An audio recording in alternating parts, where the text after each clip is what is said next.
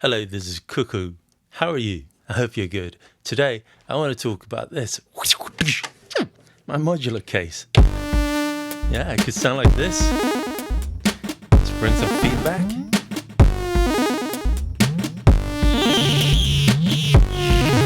Destroy it.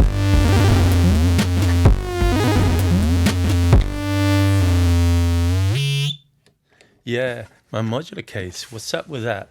I've settled on this, and I want to create and perform a live set with this alone. I'm going to start building the live set now. It'll take some time, but yeah, let me go through this setup and show you my thought process behind settling on this particular setup for me. And let's do that right now. But first, I just want to mention that if you want to support my creations here on YouTube, you can do that over at my Patreon. And that's a way to get access to my Discord and also to my downloads and a nice community there. And yeah, most of all, you can support me to create even better content in the future. Thank you, everyone, for doing that. Link is up there.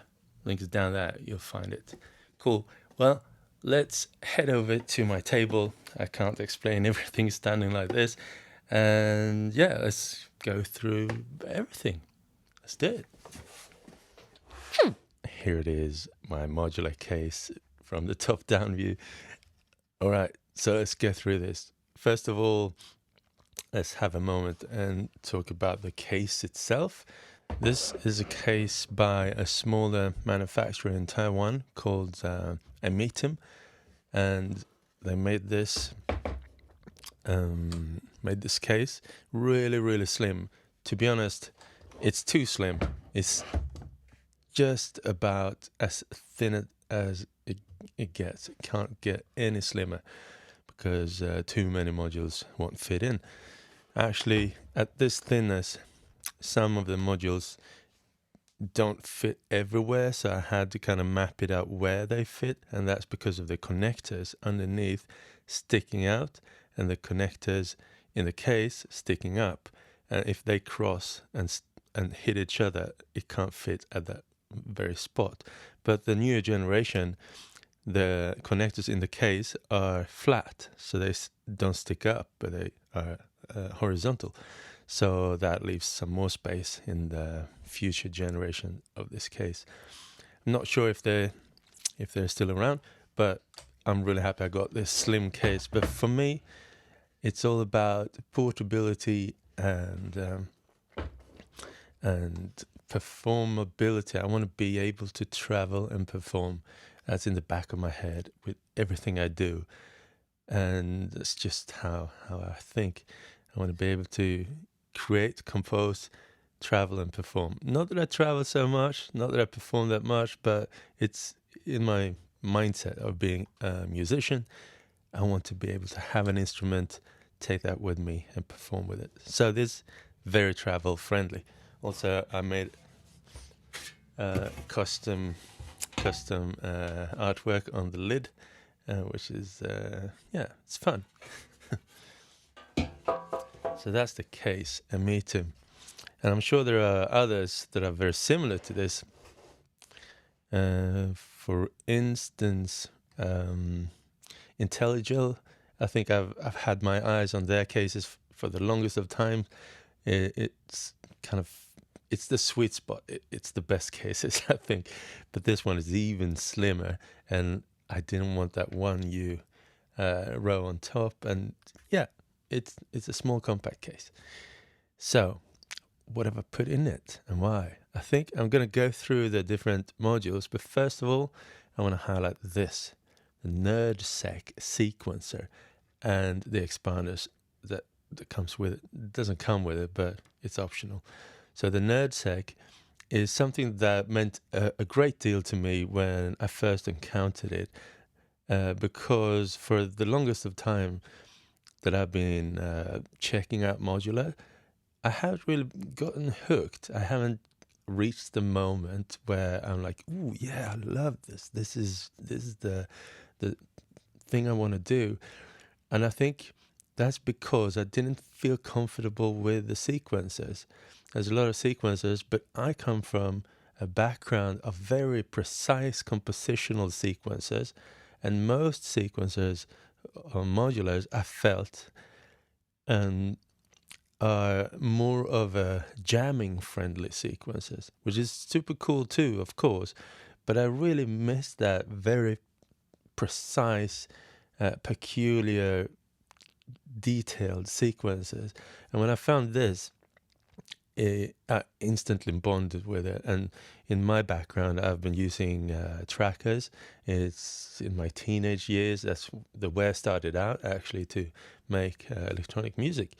It's with trackers for the Amiga platform. Very cool. Pro Tracker 3, I think. And yeah, a tracker is a vertically arranged music sequencer where on every row you can perform instructions that change everything. It's like parameter locking on an Electron device, but you have even greater detailed access to a lot of stuff, depending on what the sequencer is and what the tracker is. But with this one, let's go into one of the channels here. Got 8 tracks, 6 tracks for CV and CV gate trigger modulations, and then 2 tracks, 7 and 8, dedicated for the internal sound engine. And the internal sound engine has 4 tracks, so each of these tracks you can sequence 2 tracks. So you can also play samples on these internal sound engines. You can play FM synthesis, where you let the oscillators cross-modulate in a very open-ended way. You can have a sample track modulate a sine wave, and you can have like an old school. The whole thing I made. This is a sequence here. It's the sound coming out here from this. So it's all internal Nerdseq. You could create a whole set with just a Nerdseq if you want to. And it's 4 tracks.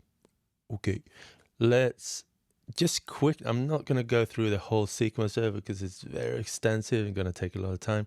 But essentially, there is one mode here where you plop out the patterns.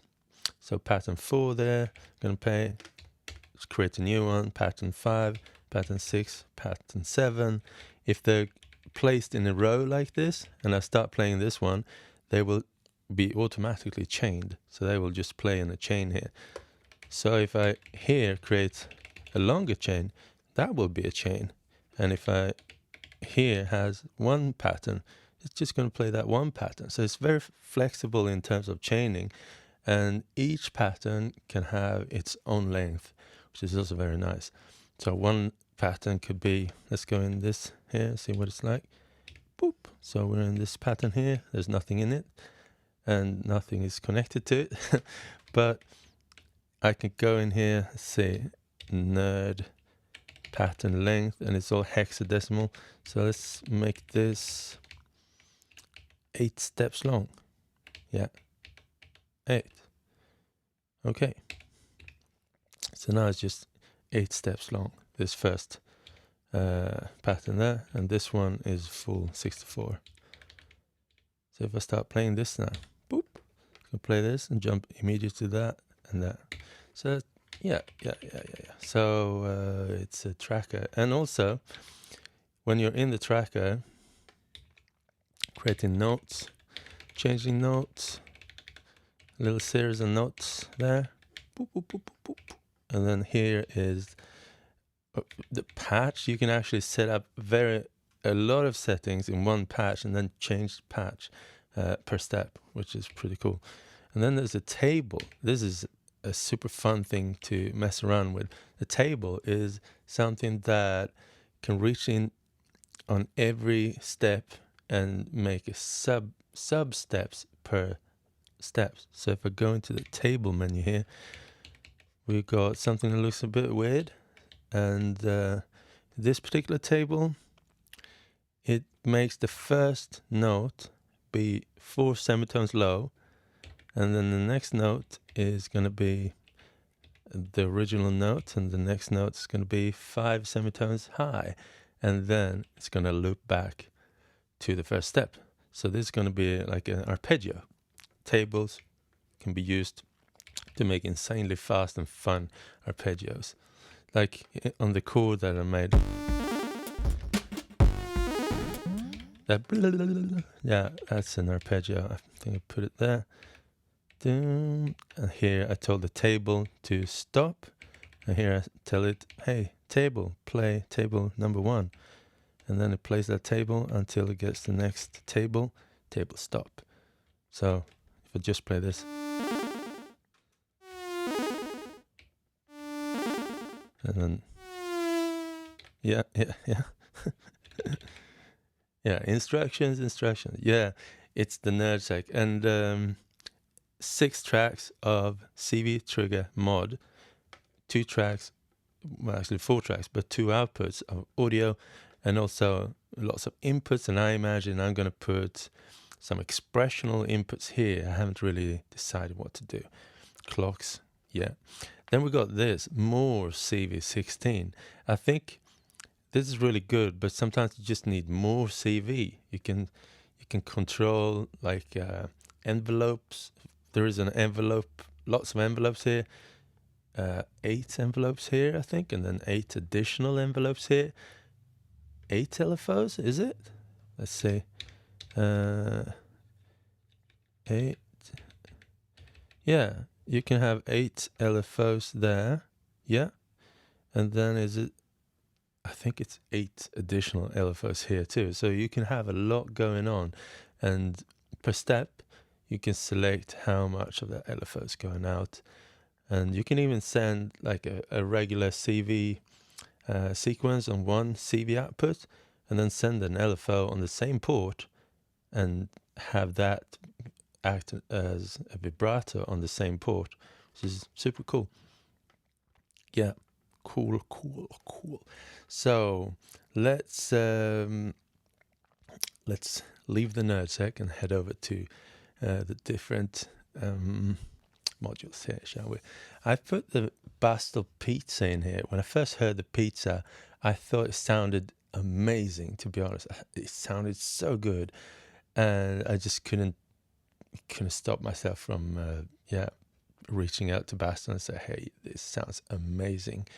And yeah, here it is. It's just now being released just now. It's very, very new still. If you want to know in depth how it works, I suggest you go over to DivKid. He made a really amazing video on how it works, and he made some spectacular music actually in the walkthrough. Sounds amazing. So let's make a little quick patch here, shall we? I'm not going to do like an extensive overview of everything, but just to give you a little hint, I picture myself doing most of the tonal sounds on the Nerdseq. It has FM synthesis, samples for drums, and it's kind of limited with the samples, but it's cool. And then it's got like square waves and saw waves and some glitchy stuff too. So I think this is gonna serve as my main tonal, the base, the foundation of the arrangements. Then this is gonna serve as the kind of wacky, the wacky tonal solo, or like a really wacky bass, or a crazy alien sound. Okay, let's try it out and see what it sounds like. And also I want to mention that next to every oscillator, I put a 2 HP VCA, because I think every oscillator needs a VCA. Maybe not this one because it already has that built in, but this one, it needs a VCA, and 2 HP has like a dual VCA, and you control it. I control it with envelopes in the Nerdseq. Boop, just control it there, and VCA will select how much of the volume is going out. So Bastel, let's see what we have.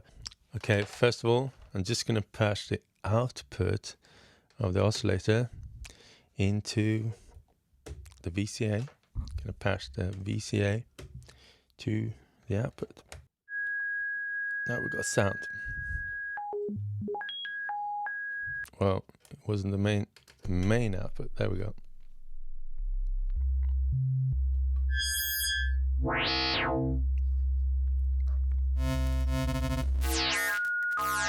Now listen to this. This is I live and die for this stuff.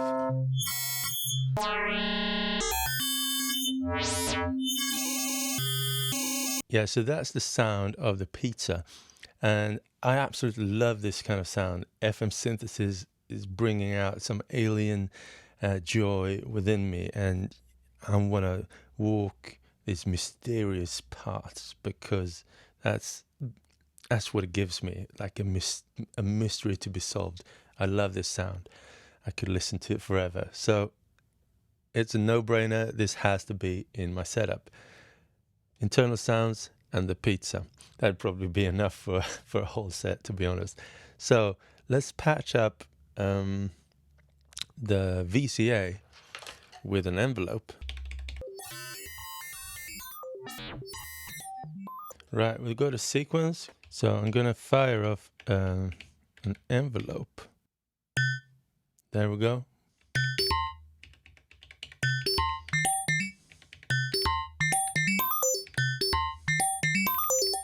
Okay, I'm going to change the envelope here. Make it snappier.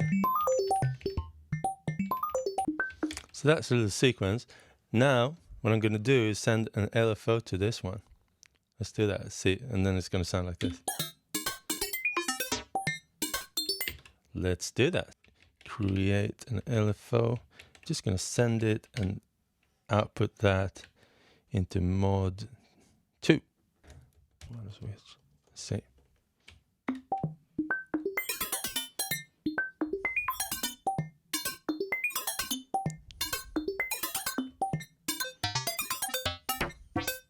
Yeah, I love it. Speed, slower.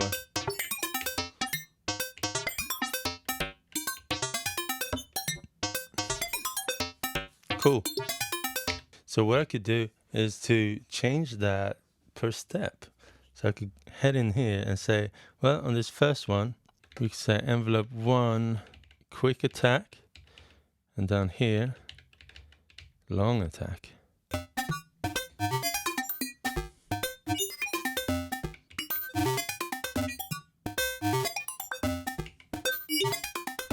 Yeah, how about that? I think it sounds fun. So how about sending this into reverb instead of having this plucky? Sometimes this pluckiness needs a reverb. And there is no dedicated reverb here, but you could make one here. This is actually full of default stuff. I'm going to create a new patch here. The Zoya is an excellent multi-purpose tool. So let's just send the audio in there and press play again. Now we can see this flashing here. It's kind of on the loud side. Let's see if I go in there, pad it a little bit more. It's still loud, but it doesn't clip. So now, audio input, interface module, audio input, done. So we got the audio input coming there. Plop out a reverb. Should be effect modules. We've got a lot of nice reverbs here. So let's put reverb room. Do it. I'm gonna patch it up. Maybe also make it in stereo. So now the audio input is patched to the input of the reverb, and then I'm going to send that to the output 1 and 2. So left and right.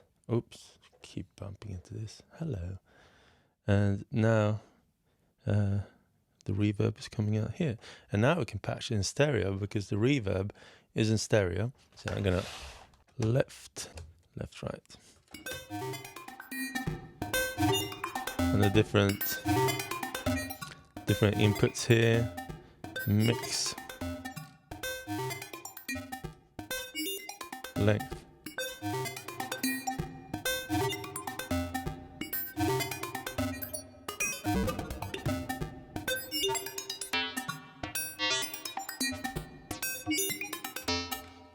Nice. So we just patched our first little patch to the Zoya, and the Zoya can be anything. Right now, just doing a reverb, and I think for the most part, I will use it as effects, but I will also use it where there is stuff missing and I suddenly need a solution for something. So I can have a CV coming here, like a trigger or something, and I can create extra CV solutions here and CV logics and interesting things. Like I could create a very simple thing here, control an LFO and a sine wave LFO. So right now this is an LFO. I could patch it out here. So now the output is coming here, and then I could use this output, which is a very quick way of making an LFO, maybe to control.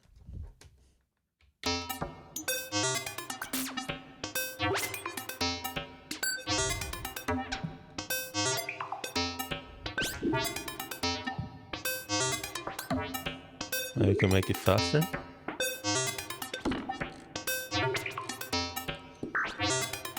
Maybe we could patch it a little bit lower amplitude.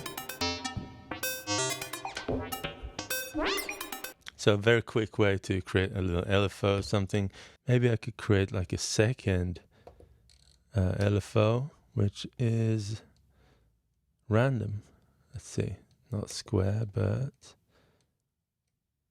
random. Yeah. So now we've got a random LFO here. Maybe make it a little faster.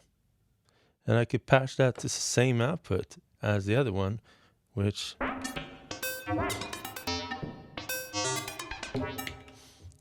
Yeah. Cool.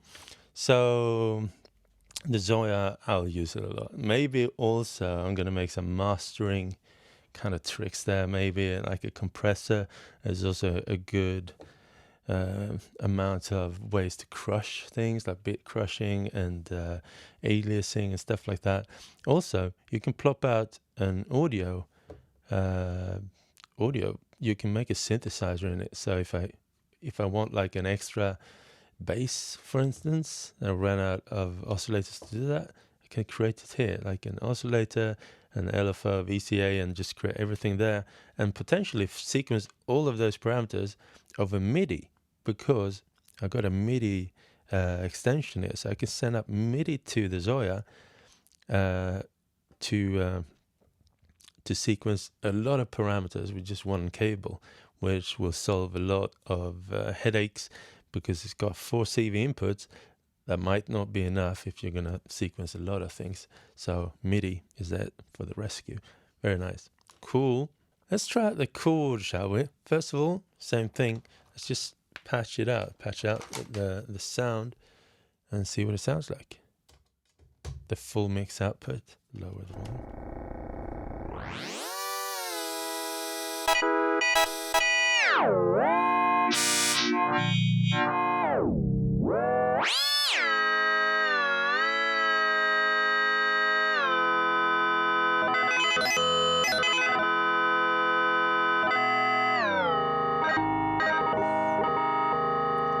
Yeah, so that's the chord. The chord is a wavetable synth, and you can plop in your own wavetables on this SD card. And the way I create music, I just find it so much fun to make like snappy, fast little chord arrangements. So for me, I think having one module that does chords is a fun, a source of inspiration, a source of fun, just playful fun to have that kind of stuff available. So let's patch it also. Mix to the input here. This is upside down because I couldn't fit it into my slim case in the right way, so I had to turn it upside down to fit it.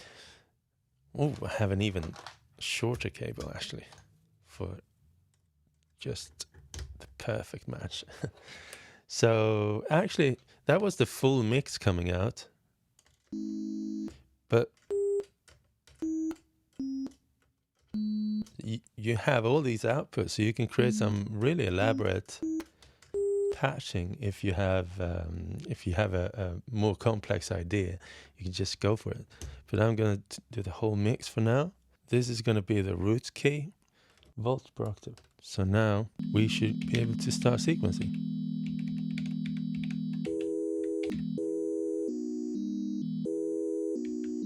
So now we're going to add an envelope to it.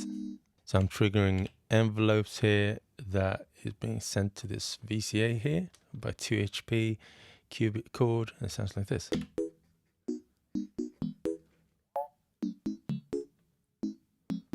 And then we've got this waveform here.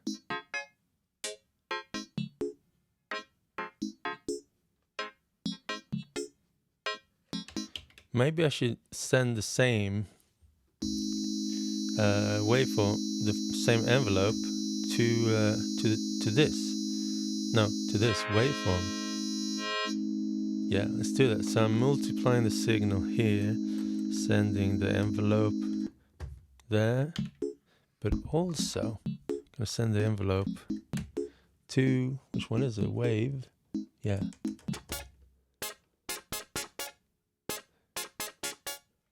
Far too much, so I'm going to send the waveform this through an attenuator, and then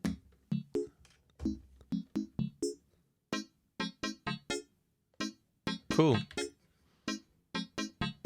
Let's see if I make the release a little longer.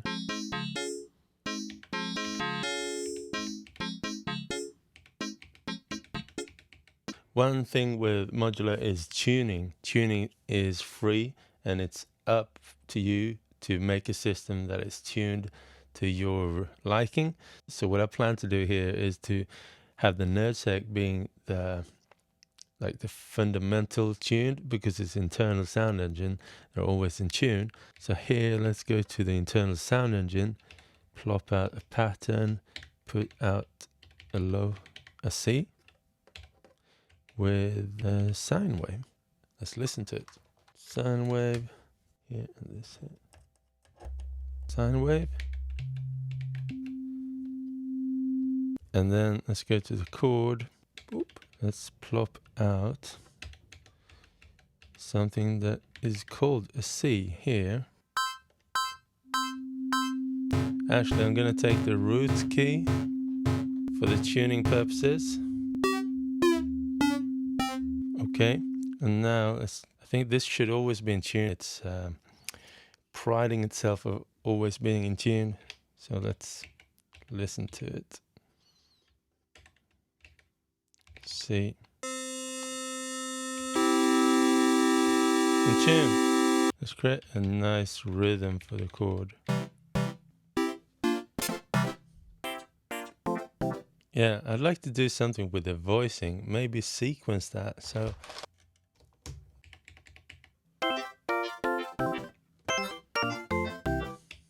yeah, maybe like that. Also, let's sequence the chord. Now it's in major, it needs to be in minor. So let's just sequence the quality. Minor.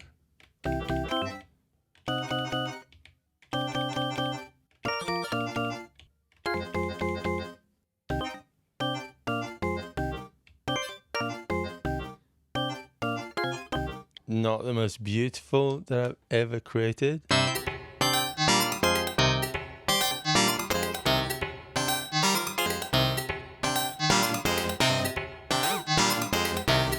So now I want to try to send an LFO out on the same.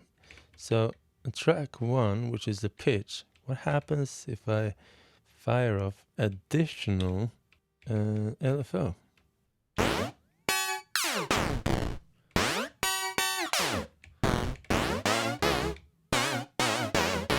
Stop. Yeah.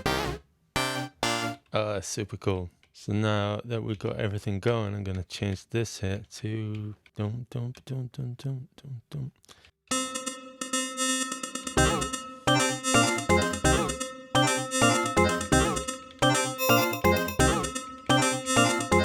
Cool. And then let's make use of the internal sound engine here and make a little drum.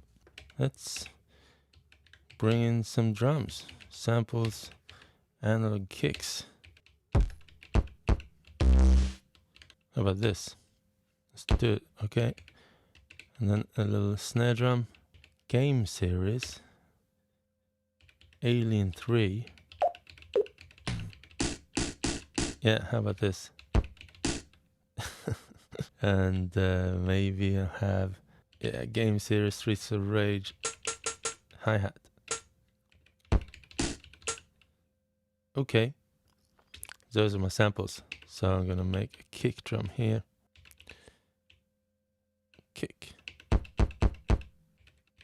And then we're gonna have the hi-hat and volume. Okay, copy this and paste, paste, paste. Okay, and then doom douche snare drum. Ladder.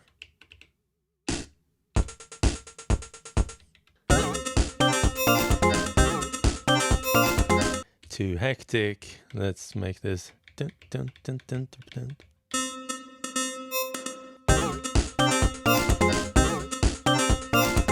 Okay, so with all of that going on, it's almost full right now. So what do we do with a Chemist Tycho? A Chemist Tycho is a really cool FM synthesizer percussion instrument.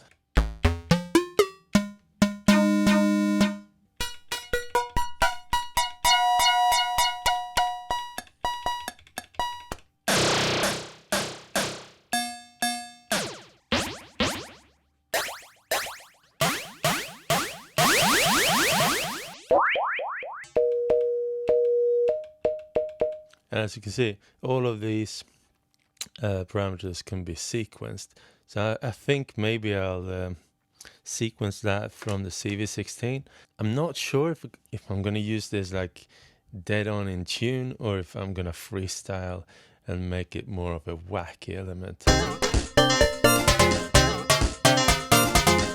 So basically it's an FM synthesizer.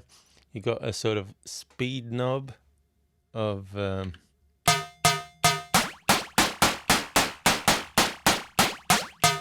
how the pitch is changing, and then the envelope is going into a sort of repetitive mode, and then you got speed, what do you call it? Release time of operator 1 and 2. You got the algorithm,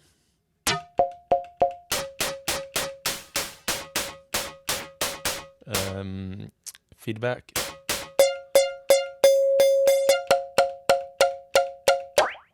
so there is a point like at 9 o'clock where this is going bonkers. Gonna lower it.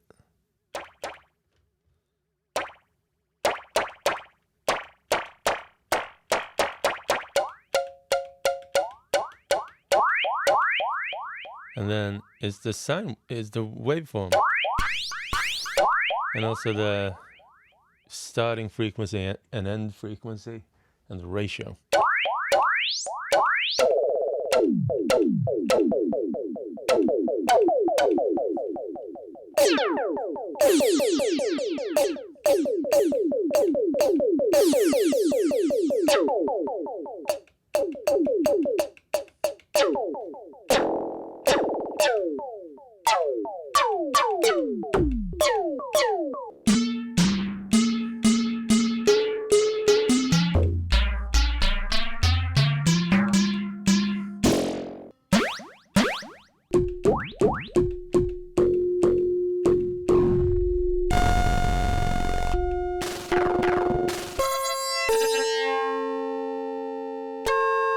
Of course, you can learn where what algorithms there are, and you can be more precise. But it's also really cool, just mess around and discover things kind of accidentally. It's super fun. It sounds cool.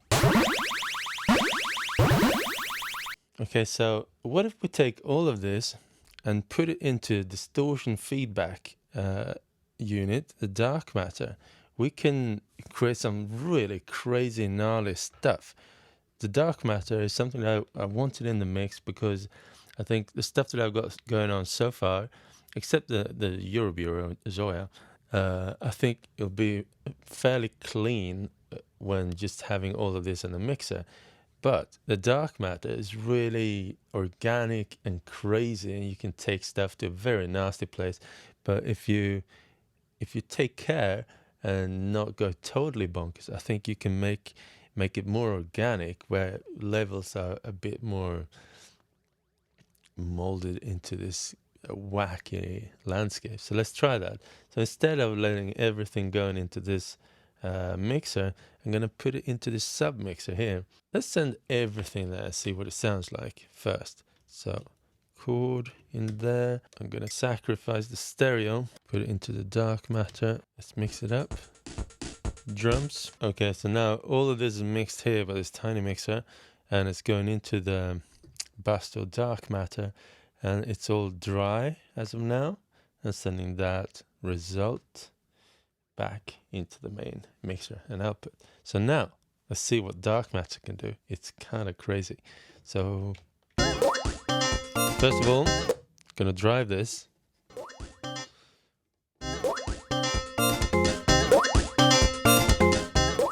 And that in itself can create some overdrive. And now I'm gonna fade over to this.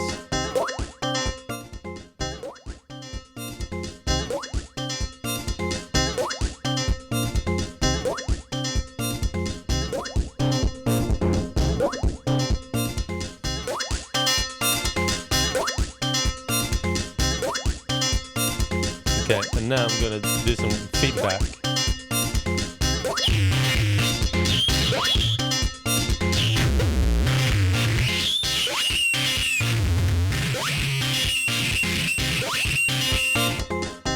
So from clean,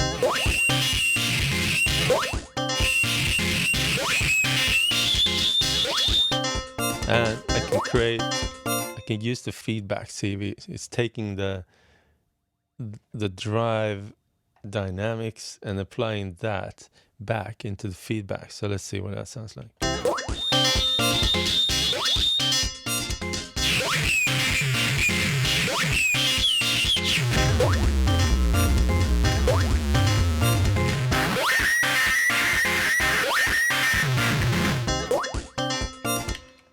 And that is on the whole mix. This also has a hyperdrive mode, which is even more bonkers. Let's try it. Normal.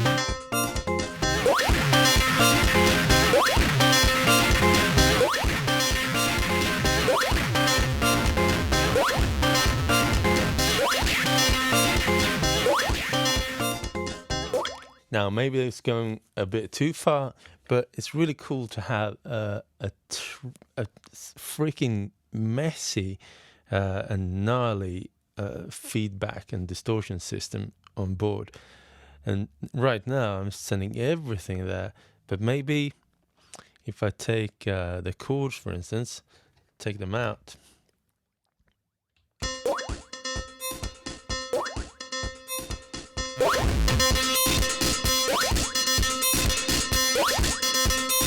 and set the chords clean.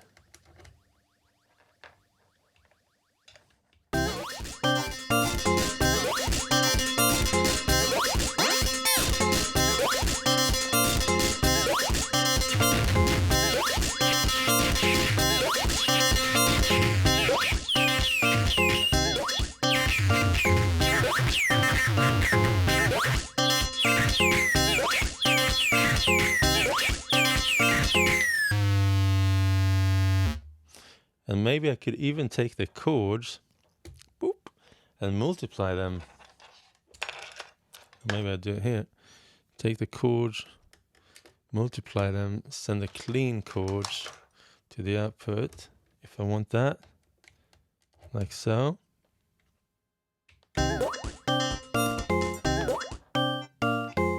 And then use a copy of the chords and send them into something here, like maybe feedback CV. Let's see how that.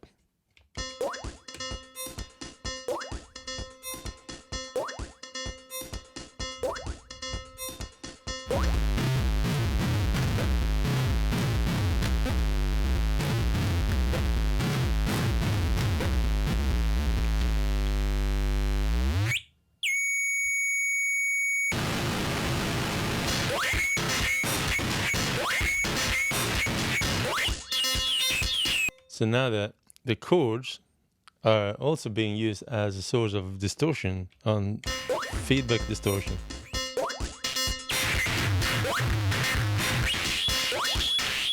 But the actual chord sound is being safely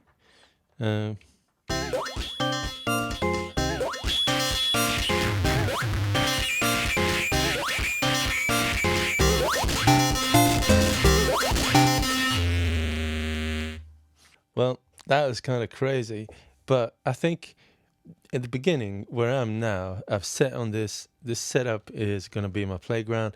I'm going to start composing, and wherever I've kind of composed my first piece, my first little section of the song, that's when I'm going to start to lock in and say, okay, this worked really well. Now, this is how it's going to be patched, and maybe I'm not going to change the patching that much throughout the set, maybe just a little bit. And then from there on, it's just going to be about the music. It's not going to be about the technology or the kind of crazy patching. It's going to be like, all right, this is the setup. Now let's compose. Let's compose a nice set with a nice, beautiful intro, with a little story telling vibe, kind of intensifying throughout the set. Maybe have a crazy highlight, a very chilled down tempo place, and like some beautiful reverby place, and then maybe ending on a high. And from there on, I think it's more about composition and producing, and now it's more about experimenting and finding sweet spots, learning how to do certain things, feeling the nature of the pizza, feeling the nature of the chord, creating nice sounding wavetables for the chord so that it matches up with the sound from the Nerdseq, and so that everything kind of matches up. And this one, a Chemist Tycho by ALM Busy Circuits, I'm still not sure how I'm going to use it, but it's going to be super fun. Maybe I'm just going to use it on 1 or 2 tracks, save it, and then this one track is going to be like only a Chemist Tycho. Is going to be like a solo piece, and yeah, that could be cool. And yeah, we'll see. I'm excited. I'm really excited, and I feel like whenever I start fiddling around like this, I feel that I'm getting closer and closer to that place where I feel comfortable and where I can start composing. And it's getting closer. So I'm not quite there yet. I'm going to do much more experimentation, and also experimentation with how to set up the Nerdseq, and also how to set up the inputs of the Nerdseq, because I think that with the inputs, I can make even more hands-on interference. Like right now I have this. It's a little bit fiddly to get to. I think maybe I'll turn it upside down to have always access to these knobs. But I saw some other ones with faders that maybe is more like performance friendly. And also maybe this could also be, I mean, it's set up to be CV, but in this world, CV and audio is the same. So I could make this an audio kind of effect send as well. Send it to a reverb, send it to a distortion. Yeah, cool. Well, it's a little bit messy, but that's what it is with modular, and that's how it has to be. But I've created this setup as a fun and experimental place to create music. So that's what I'm gonna do. Cool. Yeah, one thing that I haven't talked about, but you can see it, is I created these dividers, these blanks, by what do you call it again? Big T Music Ltd. They're creating some nice modules, and these blanks, gap banisher, which is a fun name for. I think when you're creating a modular, you get obsessed about fitting as much as possible. There can be no gaps. But after having done that for a while, I realized that, that's not how you build an environment where you want to be inspired and have like a clear overview of something. Like if I treated my room the same way, there's space there, I need to put something there, that would be terrible. That'd be terrible. No place to go, nowhere to walk, and no space around me. So I kind of treat the modular a little bit with the same idea, to keep it neat. This is a section, this. It's easy for me to keep things separate, and visually it's easier to see where this belongs to this, the chord belongs to that, and so forth. So I use these spacers, these gaps, to make it neat and simplify, and I think that helped me a lot. Yeah, so that's that. Well, I didn't really touch upon this. It's a Buddy stereo mixer from Bastel Instruments. Very simple, sounds very good, clean. And then we've got an output module from Befaco, which is, there's a Q in, there's a Q headphones output that you can use too, I think. Yeah, headphones output. And that's it. See you soon again. And the next time I show the modular, I think I'm going to have maybe one track or so, or maybe two. Have something more like presentable. Yeah, wish me luck with that. But for now, keep curious, everyone. And don't be afraid or intimidated with modulars. It's fun. Start small. Think about what you like. And it doesn't have to be an all out. It doesn't have to cover every basis. Like I'm kind of trying to do here with a smaller setup. It doesn't need to be like that. Like I said in the beginning, the Nerdseq alone is something you can do a whole performance with, and something even simpler and smaller is something you can make very interesting lines with. But for me, I want to have a performance setup that feels good to me. Precision sequencing. Okay, that's it for today. Thank you for watching, and for everyone supporting me on Patreon, taking part in my Discord server, and also having access to my downloads. Thank you so much. I'm gonna change my Patreon setup to monthly. It has been per thing lately, so if there's a month where I post more, that's gonna be charged more, but you can still set a monthly limit. But now Patreon is heavily investing in per monthly payments as the same amount every month, as it's widely the model that's being used by everyone the most. It's just me clinging on to an older model.